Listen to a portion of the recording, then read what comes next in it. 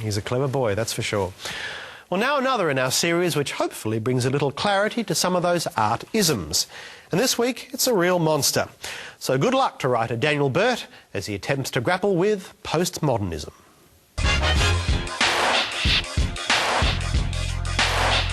Our next ism is big. It's contemporary, it's contentious, and sometimes it's downright confusing. It's supposed to be after everything that we thought was new. But what is postmodernism?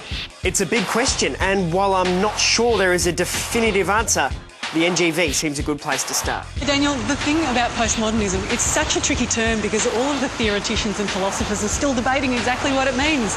And the possibility that all of their opinions could in some way be right is in itself very postmodern. So when it comes to art, parody and appropriation would be two of the key postmodern tools. You'll see artists borrow ideas and imagery from pop culture, from past art movements, and even from each other. And I reckon we'll find some great examples of that in here.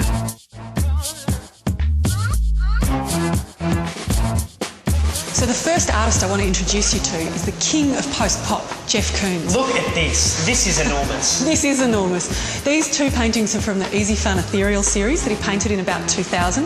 This is mountains and this is sandwiches. They look like big adverts. I feel like I should be buying something. You should exactly feel like you should be buying something. Okay.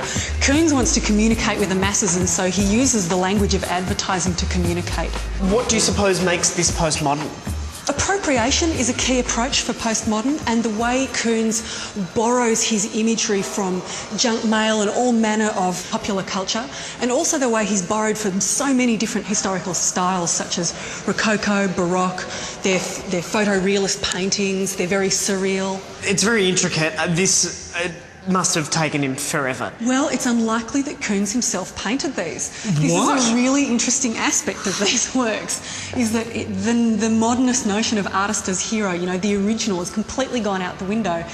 Daniel, you might also know some of Koons' works, for example, the work which was the three basketballs. I've seen that, yeah. Suspended in the tanks. The tank's full of water and there's just three basketballs. That work is particularly postmodern in the sense that it refers to the way the independent movement of any of those balls, even within that space, react upon each other and everything around them. It's a very multi-layered work, if you like. The wit with which Koons borrows from the everyday, such as, have you seen his work with the vacuum cleaners? And things that he's nailed to the wall, like kettles. It's this wit with which he ridicules his own work that makes his approach so postmodern. Can you still be postmodern? I mean, that's 2000. Absolutely, you can still be postmodern, but postmodernity is the attitude and the politics that you bring to your work, not just the era in which you make it.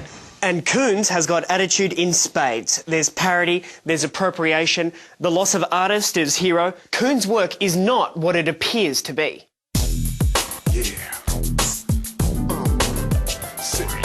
This is Cindy Sherman's Untitled number 112, which was made in 1982. By this stage, Cindy had moved into colour. An earlier series that she's particularly well known for is the Untitled Film Still series, which was principally black and white. Although it's Cindy Sherman we see in all of these photographs, she's very much role-playing. These are not self-portraits. So the characters that she plays in that Untitled Film Still series all look like they've been modelled on stereotypical roles for women that have come out of B-grade movies or television or the media. And the scary thing is how today we still recognise those roles. They are still prevalent in the media today. Why is Cindy Sherman postmodern? Sherman manages to use parody to reveal these roles as constructed, and accordingly this is what makes her such a chief exponent of postmodernism. When do we just stop and say, all right, Cindy, we get it, everything's made up in a construct? Well, the thing about Sherman is she's always reinventing herself and her ideas and how she explores these layered ways of investigating how the world is put together. So I think she's going to remain a very key contemporary artist for a long time. She's not over yet. No, she certainly isn't. The Queen rages on. That's right. Go Cindy. This is Matthew Barney's Cremaster Cycle, and this is the last piece I wanted to show you because it is really going to be like nothing you've ever seen before. Yeah, it's visually spectacular. It's a series of 5 films that he made out of sequence between 1994 and 2002. Is it the fact that it's on film? Is that why it's postmodern? Well, no, film is the media. Postmodern's more the attitude or the framework that it's made in. What's he trying to say? Well, that's very hard to tell because the linear narrative has completely gone out the window here. This is very very multi-layered. Even the camera angles change all the time. 1 minute it's straight on, the next minute it's bird's eye view. All of these different layers and paths through the film are one indicator that this work comes from a postmodern approach. Is there an element of, oh, look, I'll make horses do funny things and we'll see how they interpret it? Barney's a pretty complex person. I think he knows exactly what he's doing in every second and every nuance of these films.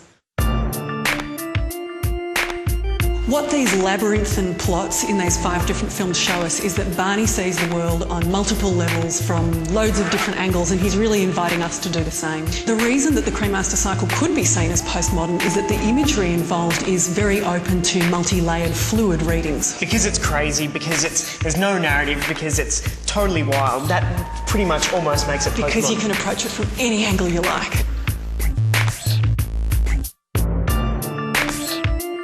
Okay, so it's only a slice, but I've found postmodernism in the attitude of Koons's consumer culture ridicule, it's there in Cindy Sherman's role-playing critique, and it's there in Matthew Barney's multi-layered narrative. The postmodern artist knows exactly how they are subverting the idea they appear to represent, and relish the irony with which they do so. And while there is still society to comment on, or until theorists come up with a new ism, postmodernism lives on.